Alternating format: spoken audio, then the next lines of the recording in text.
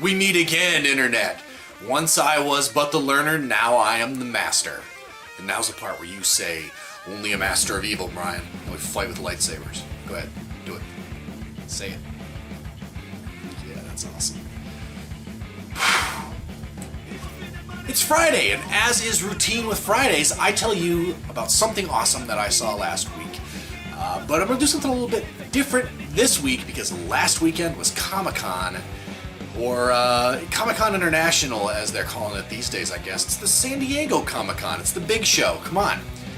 And every year I try to keep up with all the awesome movie news that comes pouring out of Hall H until I become utterly depressed that I have to watch Comic-Con through my monitor, on IO9 or Geekology or whatever news outlet I'm getting my Comic-Con news from, instead of actually being there.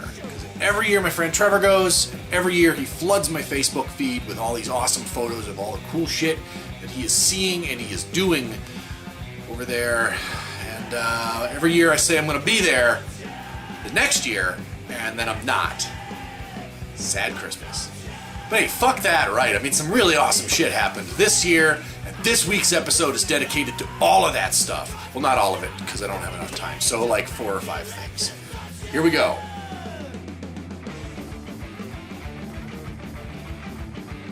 So how about that big reveal for the new Godzilla movie? In case you didn't know, there's a new Godzilla movie coming out next year here in America. It's not actually made by Toho. This one looks like it's a big old apology for the 1998 Roland Emmerich Godzilla, which really sucked a dick.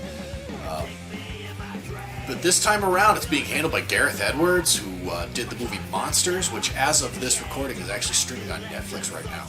And if you're looking for something to watch, that's the movie to watch. It's a great, great picture. This time around, Godzilla looks like Godzilla, he sounds like Godzilla. The whole thing was presented at an exhibit setup that looked like it was sort of the top exhibit of the show, depending on who you talk to. It was called the Godzilla Experience. The whole thing had all the markings of an attraction at Universal Studios, which usually I think is hokey as fuck, but this looked really awesome. I mean, the whole thing was people being led out of a building that was in the middle of a big-ass kaiju battle.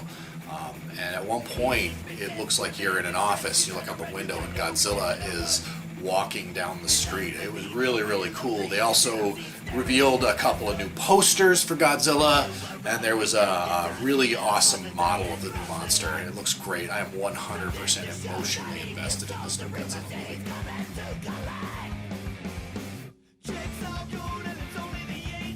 Marvel and Disney outdid themselves this year with their Marvel movie panel.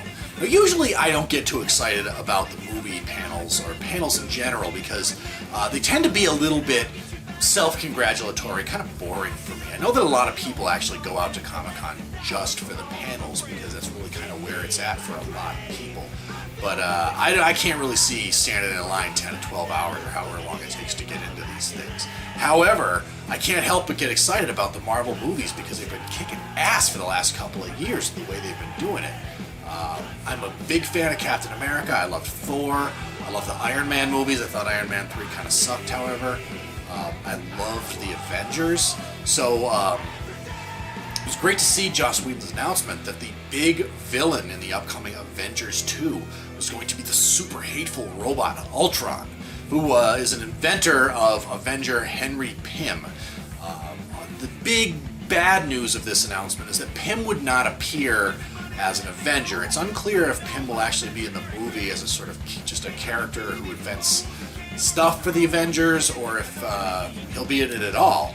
But he will not be Giant Man, and he will not be Ant-Man, as it were.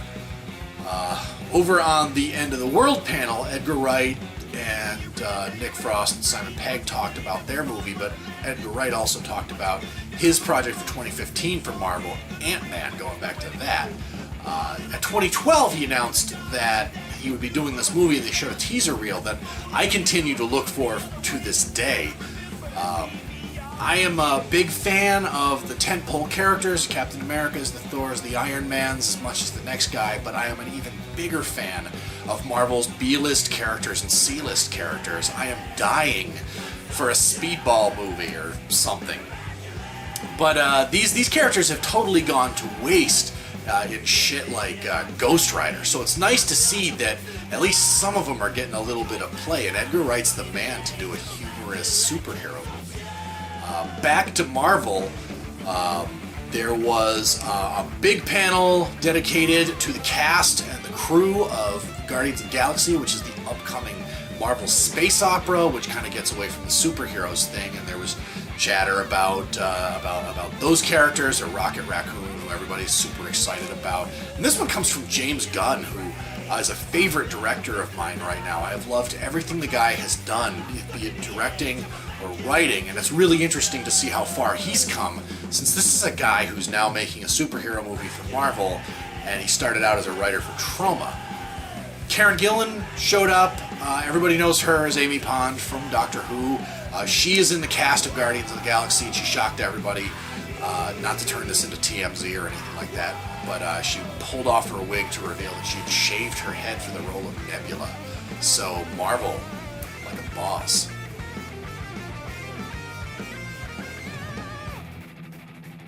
As if you didn't see it coming, AMC seized the opportunity for Comic-Con to premiere the Season 4 trailer for The Walking Dead. They do this every year, pretty much since the beginning of the show. Comic-Con has been a launch pad for The Walking Dead. It gets people very, very excited. It makes sense. That crowd with their show, they go hand in hand. I, however, have a very complicated relationship with The Walking Dead. Every year they premiere a new trailer, I get very, very excited, and then I watch a few episodes before my interest wanes and I go and do something else. I just feel like the show's a little too talky. I get it. Surviving at the end of the world really fucking sucks, but I should be asking, oh my god, who's gonna get bit this week? And instead I wind up asking, why the fuck haven't these people just gotten it over with and shot themselves? They certainly have enough bullets. They just need to convince me that these people have a reason to live week after week, and they don't exactly do it. But then a new season trailer comes out, and I get very excited, and I wind up just catching up anyways, like I'm doing right now. I'm still a few episodes out, so don't ruin it for me, dicks. I won't lie, the Season 4 trailer is action-packed. It looks great. They have moved the action into the prison this year, and it looks like they're giving Tyrese a little bit more to do, so here's hoping they can hold my interest this year.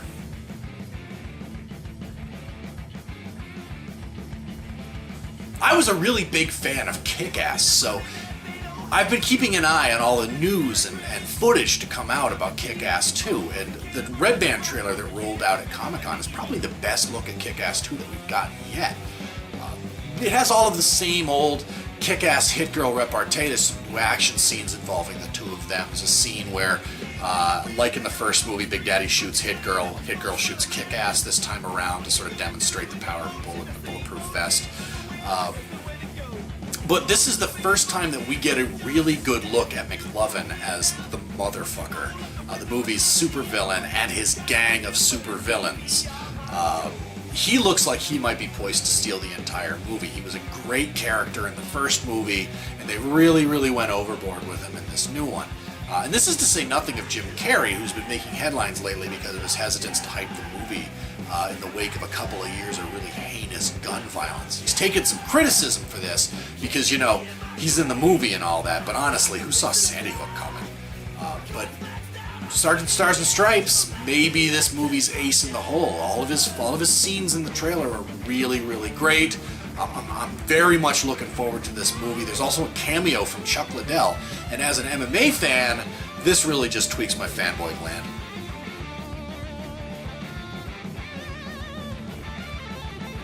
So there was some really fun shit going on outside of Hall H as well, like this guy was spotted wandering around the convention floor.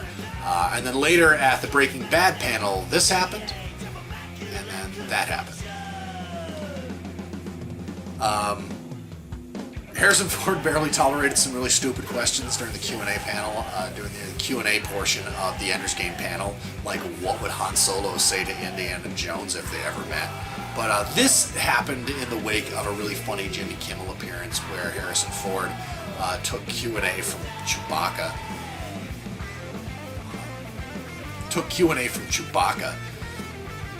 stormed off in mock anger. So I think this is a bit of tomfoolery on the part of the panel organizers.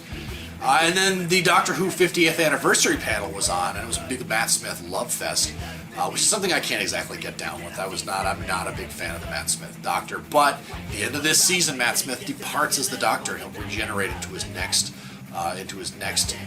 Doctor, the 12th Doctor, who has not been officially announced yet, and that's what everybody was anticipating at Comic-Con, was the big announcement of Doctor number 12, only it didn't happen, and Stephen Moffat, when asked about it, actually just said that they haven't even started casting for it, so be on the lookout for that. Comic-Con 2013, we hardly knew ye. Maybe I'll see you next year, but probably not, because I say it every year. Were you there? I mean, what did you think of Comic-Con or the coverage this year? What were your favorite things to come out of Comic-Con 2013? I want to know. Put it down in the comments. And right now is the part where I beg you to like, comment, subscribe. And after you've done at least one of those things, I will see you next Friday.